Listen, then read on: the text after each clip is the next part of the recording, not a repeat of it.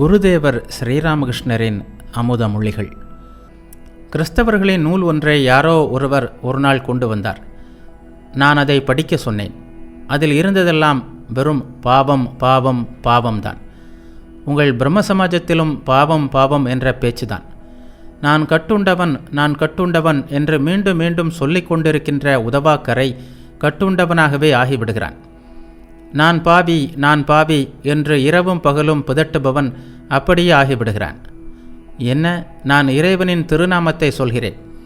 என்னிடம் இன்னும் பாவம் இருக்க முடியுமா? எனக்கு என்ன பாவம்? எனக்கு என்ன பந்தம்? இறைநாமத்தில் இத்தகைய உறுதியான நம்பிக்கை வேண்டும். கிருஷ்ணகிஷோர் தீவிர இந்து, ஆச்சாரசீலரான பிராமணர். அவர் பிருந்தாவனத்திற்கு சென்றிருந்தார். ஒரு நாள் அங்குமிங்கும் சுற்றியதில் அவருக்கு தாகம் எடுத்தது. ஒரு கிணற்றின் அருகே சென்றார். அங்கே ஒருவன் நின்று கொண்டிருந்தான். அவனிடம், என்னப்பா, ஒரு செம்பு தண்ணீர் கொடுக்க முடியுமா? நீ என்ன ஜாதி என்று கேட்டார். அதற்கு அவன், ஐயா, நான் தாழ்ந்த வகுப்பினன், சக்கிலியன் என்றான். அதற்கு கிருஷ்ணகிஷோர், சிவா என்று சொல்லி தண்ணீர் இறைத்து கொடு. இறை நாமத்தை சொல்வதால் மனிதனுடைய மனம், உடல் எல்லாமே பரிசுத்தமாகின்றன என்றார். வெறும் பாவம் நரகம் என்றெல்லாம் ஏன் பேச வேண்டும்? தீயவை செய்துவிட்டேன், இனி செய்ய மாட்டேன் என்று ஒருமுறை சொல்.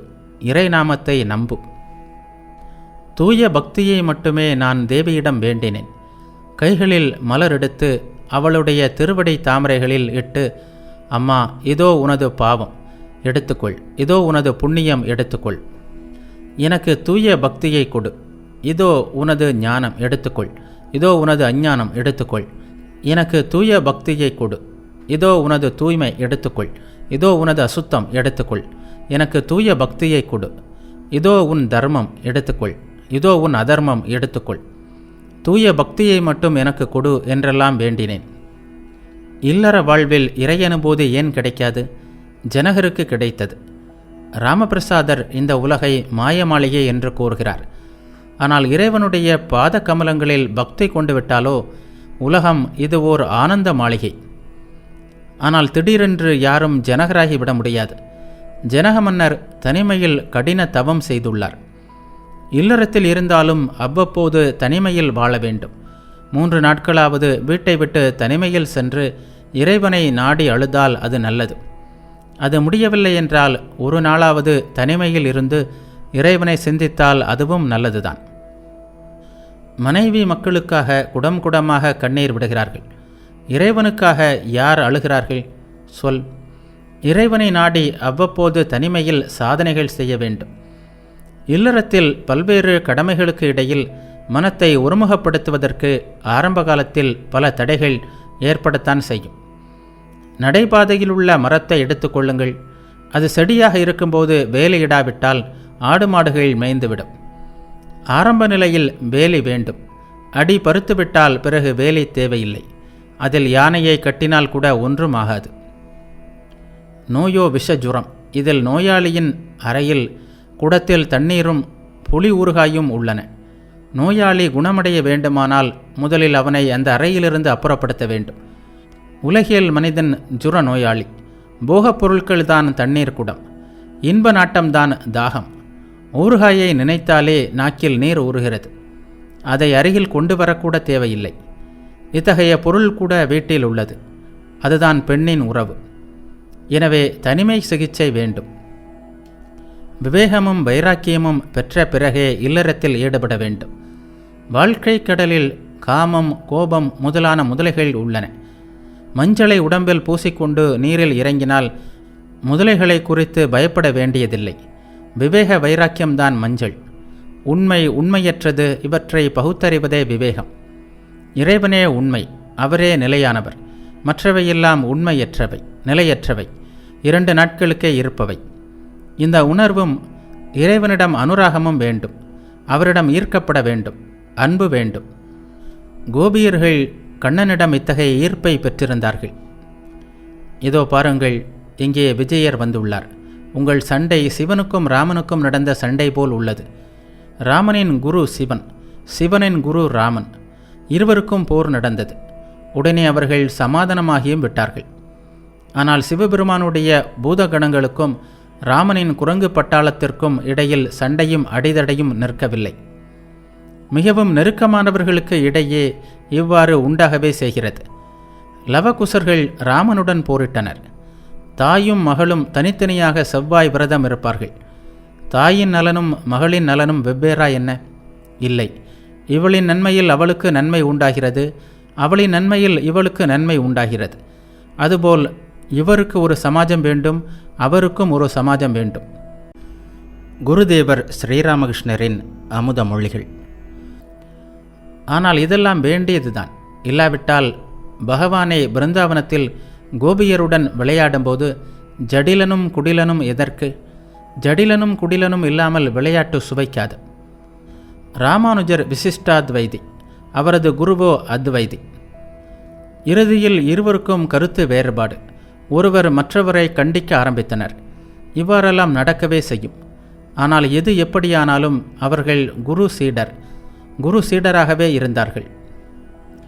கேசவ சந்திரசேனிடம் கூறினார், நீங்கள் மனிதர்களின் இயல்பை எடை போட்டு அவர்களை சீடராக கொள்வதில்லை. அதனால்தான் இப்படி பிரிந்து பிரிந்து போகிறார்கள். மனிதர்கள் அனைவரும் பார்க்க ஒரே போல்தான் இருக்கிறார்கள். ஆனால் இயல்போ மனிதனுக்கு மனிதர் வேறுபடுகிறது. சிலரிடம் சத்துவ குணம் அதிகம், சிலரிடம் ரஜோகுணம், சிலரிடம் தமோகுணம். கொழுக்கட்டைகள் எல்லாம் பார்க்க ஒரே போல்தான் உள்ளன. ஆனால் சிலவற்றின் உள்ளே திரட்டுப்பால், சிலவற்றில் தேங்காய், இன்னும் சிலவற்றில் உளுத்தம்பருப்பு உள்ளது. என்னுடைய மனப்போக்கு என்ன தெரியுமா? நான் உண்டு உறங்கி காலம் கழிக்கிறேன். மற்றவையெல்லாம் தேவி அறிவாள். குரு, கர்த்தா, பாபா என்ற 3 சொற்கள் என் உடம்பில் முள்ளாக குத்துகின்றன. குரு ஒருவரே, அவரே சச்சிதானந்தம். அவரே உபதேசிக்கிறார். குழந்தைக்கு தாயிடமுள்ள மனப்போக்கே என்னுடையது. லட்சக்கணக்கில் மனித குருக்களை பெறலாம். எல்லோருமே குருவாக விரும்புகிறார்கள். சீடனாக இருப்பதற்கு யார் விரும்புகிறார்கள்? பிறருக்கு உபதேசிப்பது மிகவும் கடினம். இறைவனே தரிசனம் தந்து ஆணை பிறப்பித்தால்தான் அது முடியும். நாரதர், சுகதேவோர் போன்றோருக்கு ஆணை இருந்தது. ஆதிசங்கரரும் ஆணை பெற்றிருந்தார். ஆணை கிடைக்கவில்லை என்றால் உங்கள் பேச்சை யார் கேட்பார்கள்? கல்கத்தாவாசிகளின் ஆரம்ப சூரத்தனம் உங்களுக்கு தெரிந்ததுதானே? அடுப்பில் நெருப்பு எரியும் வரை பால் கொதித்து பொங்கும். நெருப்பை எடுத்துவிட்டால் எல்லாமே அடங்கி போகும். இது போன்றதுதான் கல்கத்தா மக்களின் சூரத்தனமும். தண்ணீர் வேண்டும் என்று இதோ இங்கே கிணறு தோண்டுவார்கள். பாறை தட்டுப்பட்டு விட்டால் விட்டு விடுவார்கள். வேறொரு இடத்தில் தோண்டுவார்கள். அங்கே மணல் தட்டுப்படும். அங்கும் விட்டுவிட்டு மற்றொரு இடத்திற்கு சென்று மீண்டும் ஆரம்பிப்பார்கள். இப்படியே போய்கொண்டிருக்கும். இறையாணை கிடைத்து விட்டதாக வெறுமனே நினைத்து கொள்வதால் எதுவும் நடக்காது. அவர் உண்மையிலேயே நமக்கு தரிசனம் தருகிறார், நம்மோடு பேசுகிறார். அப்போது ஆணை கிடைக்கலாம். ஆணை பெற்றவனுடைய பேச்சின் சக்தி எப்படிப்பட்டது தெரியுமா? அது மலைகளை கூட புரட்ட வல்லது. வெறும் லெக்சர். அதை 4 நாட்கள் மக்கள் கேட்பார்கள். பிறகு மறந்து விடுவார்கள். அதை பின்பற்றி நடக்க மாட்டார்கள். காமார்புகூரில் ஹல்தார்புகூர் என்று ஒரு குளம் இருக்கிறது. அதன் கரையில் தினமும் மக்கள் காலையில் வெளிக்கு போவார்கள். காலையில் குளிக்க வருவோர் அவர்களை கண்டபடி திட்டிவிட்டு போவார்கள். மறுநாளும் இதே கதைதான். அசுத்தம் செய்வது நின்ற பாடில்லை. கடைசியில் ஊர் மக்கள் கம்பெனியில் தெரிவித்தனர். அவர்கள் ஒரு காவல்காரனை அனுப்பி வைத்தனர். அவன் வந்து இங்கே யாரும் அசுத்தம் செய்யக்கூடாது என்று எழுதப்பட்ட காகிதத்தை ஒட்டினான். அவ்வளவுதான், எல்லாம் நின்றுவிட்டது. மக்களுக்கு போதிப்பதற்கு இறைவனுடைய அதிகார முத்திரை வேண்டும். இல்லாவிட்டால் போதனை கேலி கூத்தாகிவிடும். தனக்கே இல்லை, இதில் அடுத்தவனுக்கு கொடுக்கிறானாம். குருடனுக்கு வழிகாட்டிய கதைதான். விளைவு விபரீதம். இறை தரிசனம் பெற்றவனுக்கு அகக்காட்சி உண்டாகிறது. யாருக்கு என்ன நோய் என்பதை அவனால் புரிந்து கொள்ள முடியும். அப்போது அவன் உபதேசிக்கலாம். ஆணை பெறாவிட்டால் நான் உலகிற்கு உபதேசிக்கிறேன் என்ற ஆணவம் வந்துவிடுகிறது. ஆணவம் வருவது அறியாமை காரணமாக.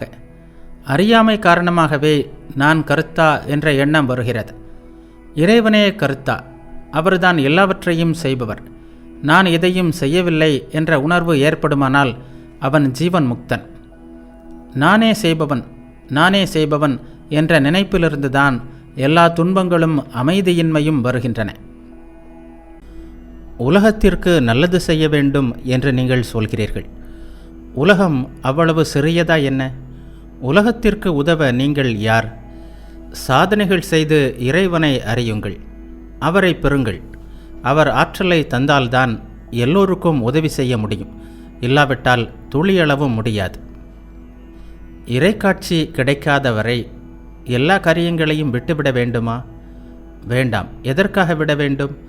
கடவுளை சிந்தித்தல், அவரது திருப்பெயரையும் மகிமையையும் பாடுதல், நித்திய கர்மம் எல்லாவற்றையும் செய்யத்தான் வேண்டும். அப்படியானால் குடும்ப கடமைகள், அதாவது பணம் சம்பாதிப்பது போன்றவை, அவற்றையும் செய்யலாம். குடும்பத்தை நடத்த எந்த அளவுக்கு வேண்டுமோ அந்த அளவுக்கு செய்ய வேண்டும். ஆனால் அவற்றையெல்லாம் பற்றின்றி செய்வதற்காக தனிமையில் இறைவனிடம் கண்ணீருடன் பிரார்த்திக்க வேண்டும். எம்பெருமானே, அதிகமாக செயல்களில் ஈடுபடும்போது நான் உன்னை மறந்து போவதை காண்கிறேன். எனவே என் உலக கடமைகளை குறைத்துவிடு. பற்றின்றி வேலை செய்வதாகத்தான் நினைக்கிறேன், ஆனால் பற்று எப்படியோ நுழைந்து விடுகிறது. இவ்வாறு பிரார்த்தனை செய். குருதேவர் ஸ்ரீராமகிருஷ்ணரின் அமுத மொழிகள். அன்னதானம் போன்ற தர்ம காரியங்களை அதிகமாக செய்ய செய்ய பெயரும் பெருமையும் பெற வேண்டும் என்ற ஆசை தோன்றிவிடுகிறது. ஆஸ்பத்திரிகள், ஸ்கூல், சாலைகள், குளங்கள் எல்லாம் ஏற்படுத்துவது பற்றி சம்பு மல்லிக் ஒரு முறை கூறினார். அதற்கு நான், உங்களிடம் வந்து சேர்பவற்றை, தவிர்க்க முடியாதவற்றை செய்யக்கூடாது என்பதில்லை, ஆனால் அவற்றையும் பற்றின்றி செய்ய வேண்டும். வரைந்து கட்டிக்கொண்டு பல வேலைகளில் ஈடுபடுவது நல்லதல்ல, அது கடவுளை மறக்க செய்துவிடும் என்றேன். ஒருவன் காளிக்கட்டு கோவிலுக்கு வந்தான். தானம் செய்ய ஆரம்பித்தான். ஆனால் காளியை தரிசிக்கவில்லை. முதலில் எப்படியாவது கூட்டத்தில் புகுந்து இடியும் உதையும் பெற்றாவது காளியின் தரிசனத்தை பெற்றுவிட வேண்டும். அதன் பிறகு வேண்டிய அளவு தான தர்மம் செய்யுங்கள், அல்லது செய்யாமல் இருங்கள். வேண்டுமானால் செய்து கொண்டே இருங்கள். செயல்கள் எல்லாம் இறையனுபூதிக்காகவே இருக்க வேண்டும். கடவுள் உன் முன்னால் வந்தால் அவரிடம் இத்தனை ஆஸ்பத்திரிகளும் இத்தனை டிஸ்பென்சரிகளும் கட்டிக்கொடு என்றா கேட்பீர்கள்? பக்தன் ஒருபோதும் அப்படி கேட்க மாட்டான். மாறாக, பகவானே, உனது தாமரை திருவடிகளில் எனக்கு இடம் கொடு, எப்போதும் என்னை உன் அருகிலேயே வைத்துக்கொள், உன் பாத தாமரைகளில் எனக்கு தூய பக்தியை கொடு என்றுதான் வேண்டுவான். வேதங்களில் கூறப்பட்டுள்ள கர்மயோகம் மிகவும் கடினமானது. சாஸ்திரங்கள் விதிக்கின்ற கர்மங்களையெல்லாம் செய்வது இந்த கலியுகத்தில் மிகவும் கடினம். இப்போது மக்களின் வாழ்க்கை உணவையே ஆதாரமாக கொண்டுள்ளது. அதிகமான கர்மங்களும் கிரியைகளும் செய்ய அவர்களால் முடியாது. காய்ச்சல் கண்டவனுக்கு நாட்டு மருந்தும் பத்தியமும் என்று ஆரம்பித்தால் நோய் தீரும் முன் அவன் போய் சேர்ந்துவிட நேரலாம். நீண்டகால சிகிச்சையெல்லாம் ஒத்து வராது. இப்போது டி குப்தாவின் ஆங்கில மருந்துதான் ஏற்றது. கலியுகத்திற்கு பக்தி யுகம், அதாவது பகவானுடைய பெயரையும் மகிமையையும் பாடுவதும் பிரார்த்தனை செய்வதும் தான் ஏற்ற வழி. இந்த யுகத்தின் தர்மம் பக்தி யுகம்தான். நீங்களும் பக்தி யுகத்தையே பின்பற்றுகிறீர்கள். ஹரிநாமத்தை பாடுகிறீர்கள், அன்னையின் புகழை பாடுகிறீர்கள். நீங்கள் பாக்கியசாலிகள். உங்கள் போக்கு நல்லது. வேதாந்திகள் சொல்வது போல் இந்த உலகம் ஒரு கனவு போன்றது என்று நீங்கள் சொல்வதில்லை. நீங்கள் அத்தகைய பிரம்மஞானிகள் அல்ல. நீங்கள் பக்தர்கள். இறைவனை ஒரு தனிநபராக நினைக்கிறீர்கள். அதுவும் நல்லது. மன இயக்கத்துடன் அவரை அழைத்தீர்களானால் நிச்சயம் அவரை அடைவீர்கள். இறை சிந்தனை இல்லாதவர்கள் என்று நான் தெரிந்து கொள்பவர்களிடம் நீங்கள் சற்று போய் அங்கே உட்காருங்கள் என்பேன், அல்லது போங்கள், பில்டிங் எல்லாவற்றையும் பார்த்து வாருங்கள் என்பேன். சில வேளைகளில் பக்தர்களுடன் வீணர்களும் வருவார்கள். உலகியலில் மூழ்கி கிடக்கின்ற அவர்களுக்கு இறைவனை பற்றிய பேச்சு பிடிக்காது. பக்தர்கள் என்னிடம் நீண்ட நேரம் இறை விஷயங்களை பற்றி பேசிக்கொண்டிருக்க நேரலாம். அங்கே அவர்கள் இருப்பு கொள்ளாமல் நெளிவார்கள். கடைசியில் பொறுமை இழந்து எப்பொழுது போகலாம் என்று பக்தர்களின் காதில் தொணதொணக்க தொடங்கி விடுவார்கள். அதற்கு பக்தர்கள், கொஞ்சம் பொறுங்கள், இதோ போகலாம், இப்போது போகலாம் என்பார்கள். உடனே அவர்கள் சலிப்புடன், நீங்கள் பேசிக்கொண்டிருங்கள், நாங்கள் படகில் காத்திருக்கிறோம் என்பார்கள். உலகியல் மனிதர்களிடம் எல்லாவற்றையும் துறந்துவிட்டு இறைவனின் தாமரை திருவடிகளை நாடுங்கள் என்று சொன்னால் ஒருபோதும் காதில் வாங்கிக் கொள்ள மாட்டார்கள். மக்களை எப்படியாவது ஹரிநாமத்தை சொல்ல வைத்து விடுவார் நித்யானந்தர். இறைநாமத்திற்கு விசேஷ மகிமை இருக்கிறது என்பார் சைத்தன்ய தேவர். பலன் உடனே கிடைக்காவிட்டாலும் என்றாவது ஒரு நாள் கிடைக்கவே செய்யும். வீடுகளில் உத்தரங்களில் வைக்கப்படும் விதை போல் பல நாட்களுக்கு பிறகு வீடு இடிந்து போயிற்று.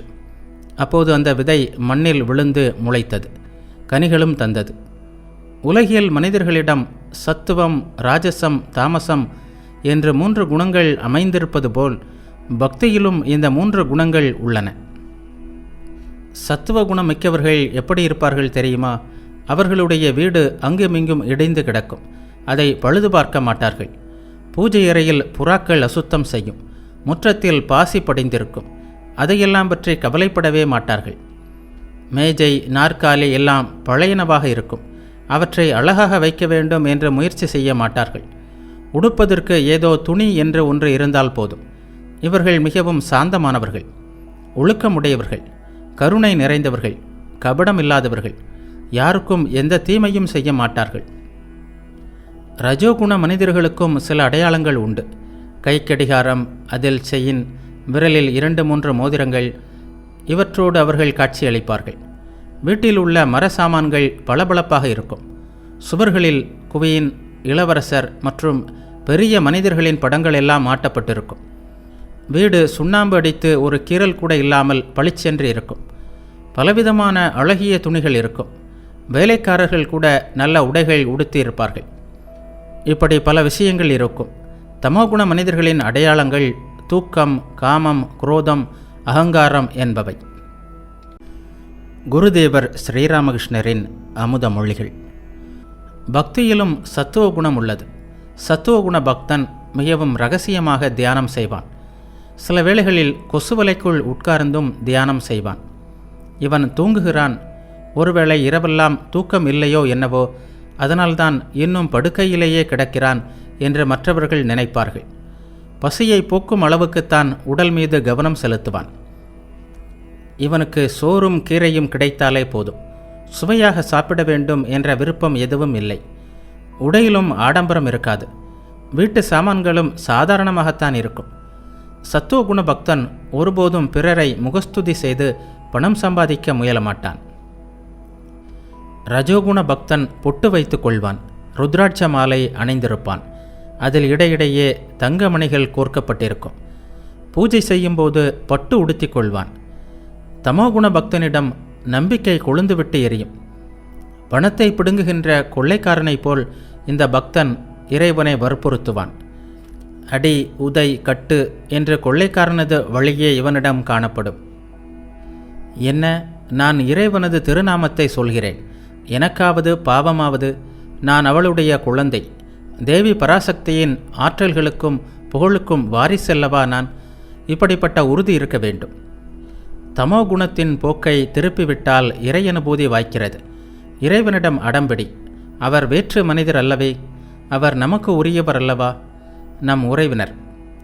இன்னும் கேள், இந்த தமோ குணத்தையே பிறரது நன்மைக்காகவும் பயன்படுத்தலாம். முதல் தரம், இடைத்தரம், கடைத்தரம் என்ற வைத்தியர்கள் 3 வகையினர். எந்த வைத்தியன் நாடியை பரிசோதித்துவிட்டு மருந்து சாப்பிடு என்று மட்டும் சொல்லிவிட்டு போய்விடுகிறானோ அவன் கடைத்தரம். நோயாளி மருந்து சாப்பிட்டானா இல்லையா என்பதை பற்றி அவன் விசாரிப்பதே இல்லை.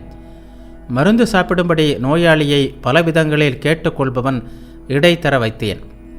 அவன் நோயாளியிடம், இதோ பார், மருந்து சாப்பிடு, சாப்பிடாவிட்டால் எவ்வாறு குணமடைவாய், இந்த மருந்தை சாப்பிடு, இதோ நானே குழைத்து தருகிறேன், வாயை திற என்றெல்லாம் இனிமையாக பேசி மருந்து சாப்பிட வைப்பான்.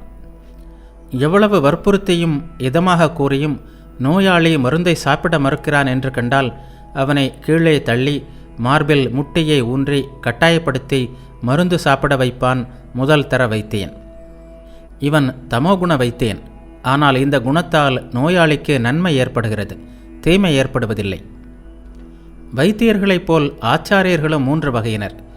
சீடர்களுக்கு உபதேசம் மட்டும் செய்துவிட்டு அவர்களை பற்றி எந்தவிதமான அக்கறையும் கொள்ளாதவர்கள் கடைத்தரம்.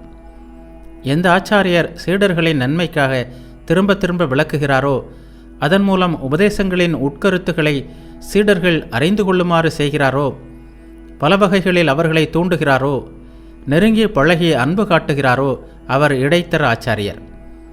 சீடர்கள் எந்த விதத்திலும் உபதேசங்களை பின்பற்றவில்லை என்று கண்டால் சில ஆச்சாரியர்கள் அவர்களை பலவந்தப்படுத்தவும் தயங்க மாட்டார்கள்.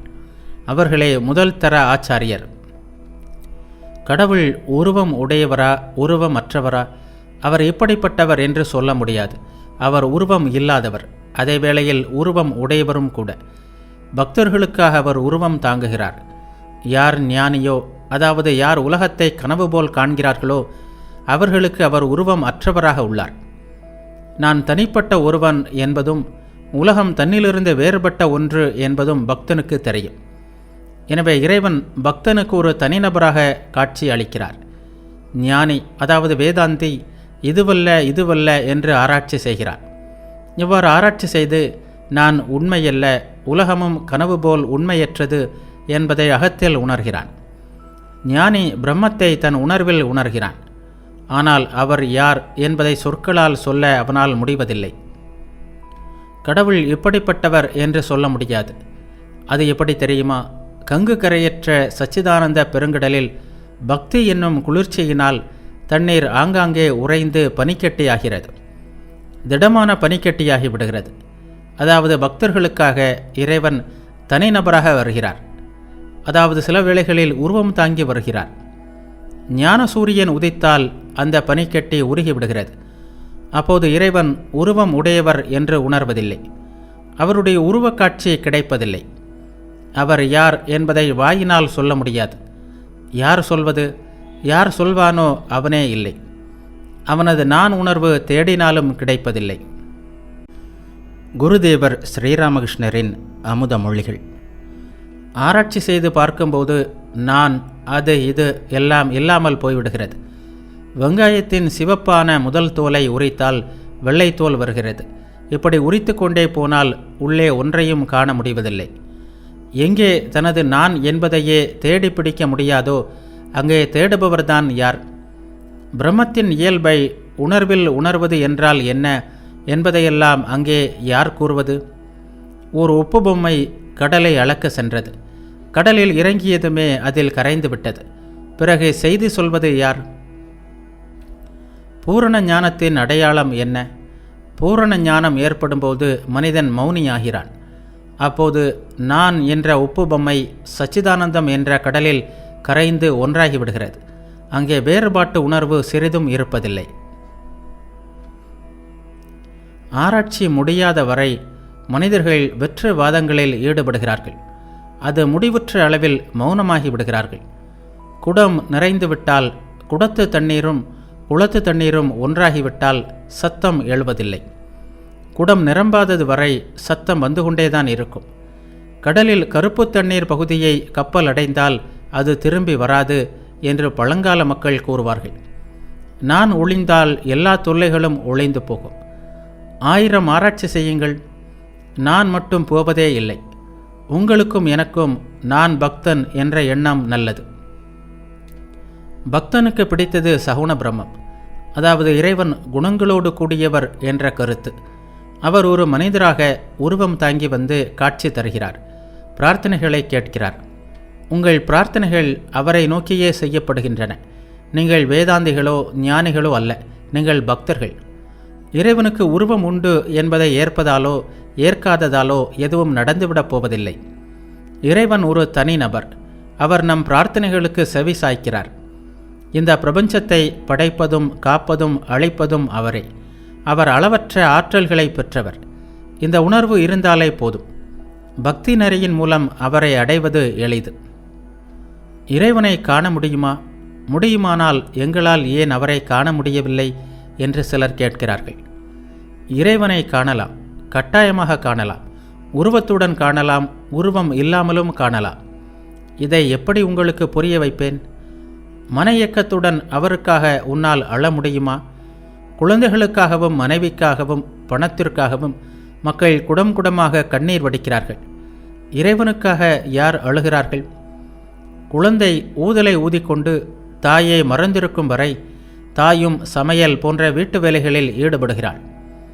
ஊதலில் சலிப்பு தட்டி அதனை வீசி எறிந்துவிட்டு குழந்தை கதறி அழும்போது தாய் சோற்றுப்பானையை அவசரமாக இறக்கி வைத்துவிட்டு ஓடோடி வந்து குழந்தையை தூக்கி மடியில் வைத்துக் கொள்கிறாள்.